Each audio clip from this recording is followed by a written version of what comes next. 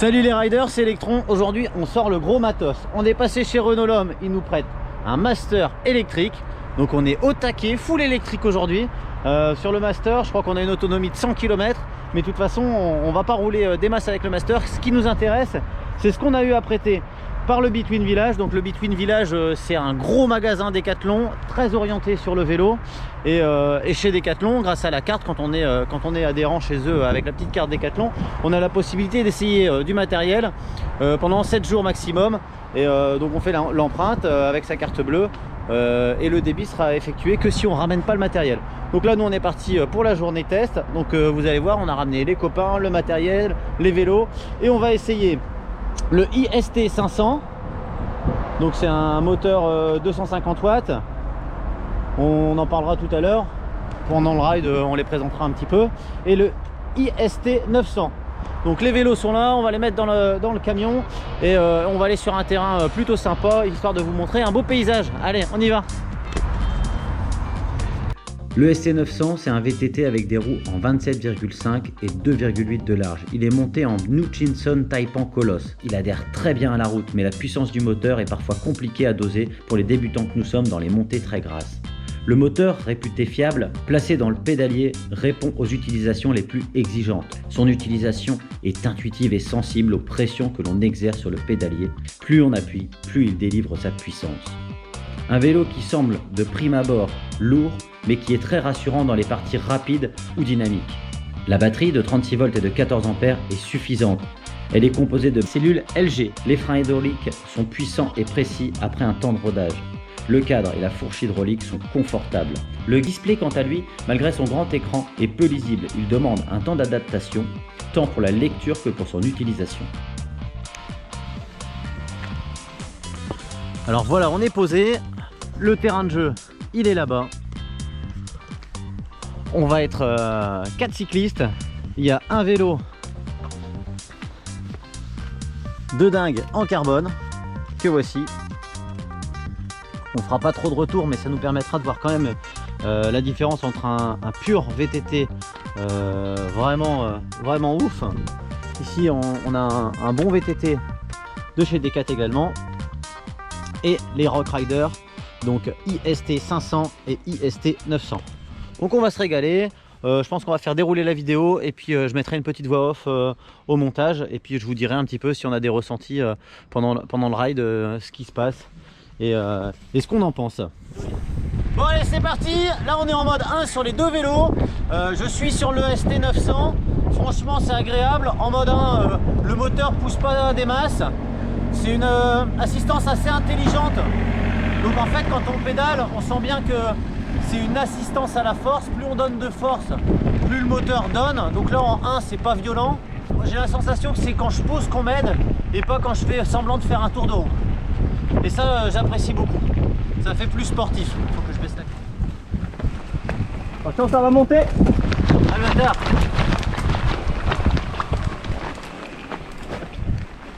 Yeah, ça monte bien tranquille. Autant c'était la surprise. Attention, ça monte.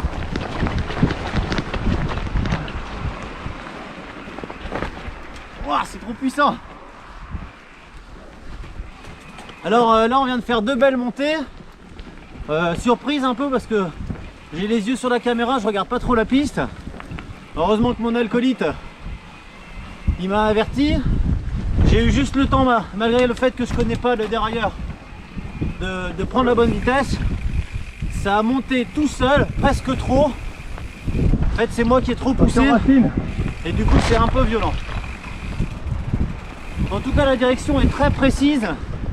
Les grandes roues se placent très très bien. Là il y a des racines un peu partout. Ouais. On pourrait avoir l'impression de dribbler de droite à gauche et de rebondir sur les racines. Et moi qui fais du VTT normal d'habitude, enfin qui en faisait, là vraiment ça se place tout seul. Parce que j'avais jamais roulé encore avec des grandes roues comme ça. Et de prime abord ça fait un peu peur. Ça fait un petit peu bizarre, on a vraiment une direction un peu lourde.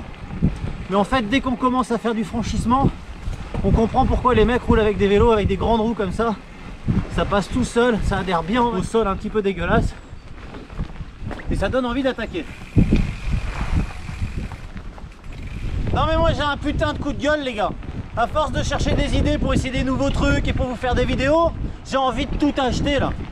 Ah là là, c'est compliqué hein. Et Noël c'est pour bientôt. J'ai une liste tellement longue pour le Père Noël que je pense que ça passera pas. Double à la gauche. C'est à droite, c'est à droite.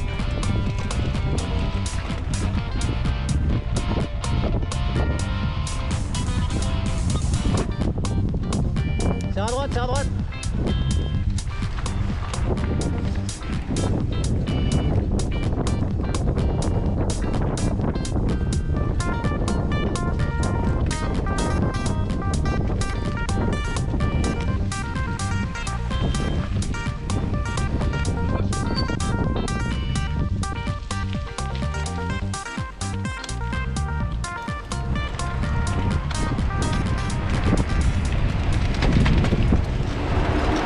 Alors c'est là qu'on voit la limite des vélos électriques. On a dépassé les 25, on n'a plus d'assistance et là on est BZF. Bon ils sont partis hein, mais nous on promène, c'est ça hein? Non, moi je suis bien là. On est bien. Pas d'effort. Bon là-bas on a les vélos mécaniques. Alors, ils nous ont mis une grosse boulette. On n'a pas essayé de lutter hein. Donc c'est ce qu'on vous expliquait. Ça peut être un très bon vélo de balade ou pour aller au boulot. Pour les gens qui n'ont pas envie de pousser à plus de 25 ou pour les gens qui le débrident, mais nous c'est pas notre cas. Mais par contre en tout chemin, voire en franchissement, il n'y a pas besoin des 3 vitesses hein. En 1, en franchissement sur du gras, on est très très bien. Puis quand c'est un peu plus roulant, en 3 on a vraiment la sensation de faire du sport. Mais on a un doux mélange entre le loisir VTTiste et le loisir motocross. Donc c'est vraiment un régal. Ça chauffe, franchement c'est physique. Heureusement qu'il fait froid ce matin.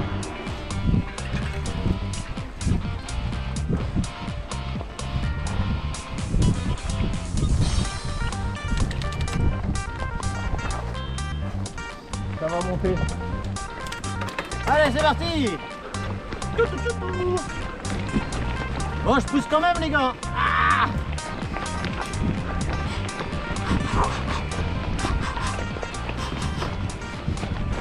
donc là on est en 1, ça monte fort. Vous voyez le ciel. C'est parce qu'il a baissé la tête. Ah, ça y est hein. On a chaud. Alors on est fiers, on a réussi à monter. Mais hop, les manuels. Sans assistance. Voilà, les manuels ils arrivent à monter aussi. Là je viens de passer au ST500. On est reparti, toujours en 1. Allez go. Attends, on est reparti pour 2 minutes. À bord du ST500, on n'est pas du tout les mêmes sensations. La direction est bizarrement un peu plus légère. Je sais pas si c'est les réglages qui font ça, mais le vélo est un petit peu plus maniable. On n'a pas cette espèce de sensation de tracter un gros vélo. Par contre l'assistance elle a l'air un peu moins intelligente. Dès qu'on pousse sur la pédale ça pousse un peu. Et c'est pas déplaisant. Le vélo il paraît un petit peu plus maniable. Bizarrement normalement c'était l'autre, mais en fait comme tout le poids est à l'arrière, on n'a pas du tout le même centre de gravité. Je pense que c'est l'histoire de goût, mais voilà, ça me déplaît pas. Allez, on va envoyer un petit peu. Alors ce VTT en 27 pouces monté d'origine en Hutchinson Cougar de 2,5 nous donne une bonne impression, mais nous limite la puissance dans les parties très grasses. Le moteur, placé dans la roue arrière de 250 watts, délivre 42 Nm. Ça nous donne un vélo très maniable qui de prime abord est facile à manier, mais qui va nous donner un petit peu moins de confiance dans les parties plus dynamiques. La batterie 36 volts et 11,6 ampères a été montée avec des cellules LG. C'est une très bonne capacité, nous avons fait 15 km et nous avons perdu un tiers de la batterie. Les freins à disque mécaniques sont restés efficaces, mais nous ne les avons pas poussés dans leur retranchement. Le cadre et la fourche hydraulique sont très confortables malgré notre réglage très approximatif. Le pilotage intuitif est très jouissif. Côté display, le 500 est plus lisible malgré son cadran plus petit et le changement de mode demanderait à être plus intuitif. En tout cas, les deux vélos ont un dérailleur très efficace qu'on a manipulé volontairement dans des endroits un peu compliqués mais qui n'a jamais fait défaut. La différence entre le ST500 et le ST900, elle est un petit peu partout, dans la puissance, la capacité de prendre un pilote un peu plus lourd, dans les montées, dans le freinage et surtout dans l'autonomie. Level 3 Max.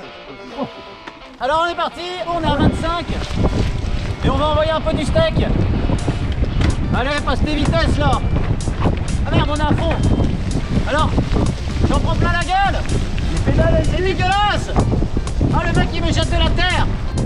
C'est pas sympa. Youhou.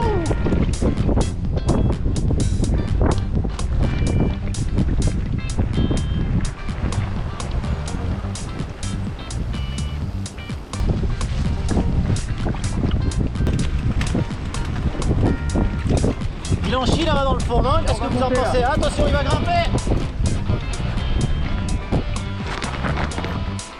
Wow!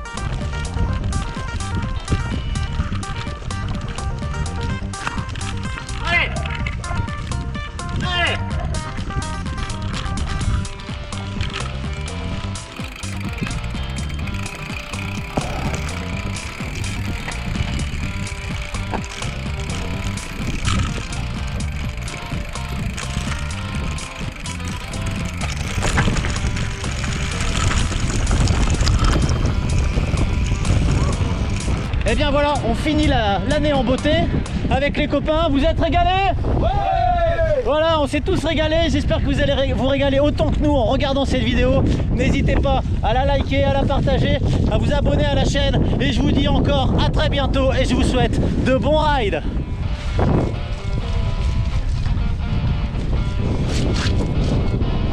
Faites-vous plaisir, c'est moi qui lave les vélos.